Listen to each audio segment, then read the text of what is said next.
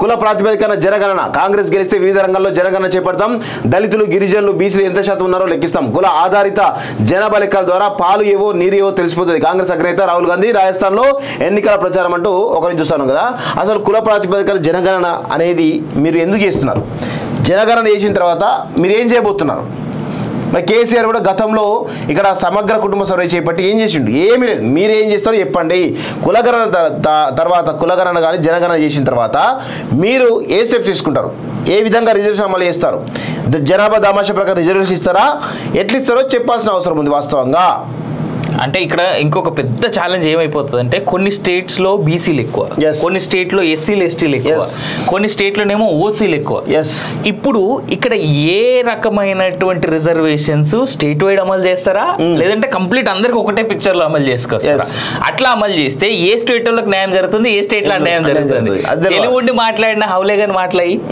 అయితే ఇంకొక విషయం ఏంటంటే అసలు గత 75 సంవత్సరాలు ఈ స్వతంత్ర భారతంలో మెజారిటీ 55 సంవత్సరాలు మీరే పాలించారు కదా.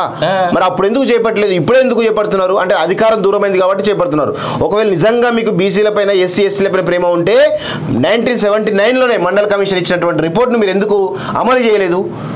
మండల్ కమిషన్ రిపోర్ట్ అమలు చేసినటువంటి మొరార్జీ దేశాయ్ ప్రభుత్వం పడగొట్టారు. ఆ తర్వాత వీపీ సింగ్ ప్రభుత్వం పడగొట్టినటువంటి మీరా ఈరోజు వచ్చి కులగణన గురించి మాట్లాడుతూ ఉన్నారు. రథయాత్ర విషయంలో కూడా పరోక్షంగా బీసీల నగదొక్కే ప్రక్రియ జరుగుతూ ఉన్నది. వాస్తవంగా అప్పుడు జరిగింది. మరి దాని గురించి ఏ సమాధానం చెప్తారు?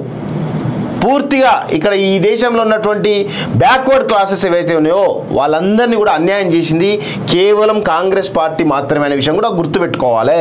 ఖచ్చితంగా రాసి పెట్టుకోండి. 1979లో మండల్ కమిషన్ ఇచ్చినటువంటి బీసీలకు సంబంధించినటువంటి రిజర్వేషన్లకు సంబంధించినటువంటి రిపోర్ట్ను ఈరోజు కుంగులో దొక్కింది కాంగ్రెస్ పార్టీ. దాన్ని కుంగులో దొక్కి ఆ మొరార్జీ దేశాయ్ ప్రభుత్వం పడగొట్టి ఆ తర్వాత ఇందిరాగాంధీ రాజీవ్ గాంధీ పరిపాలించారు.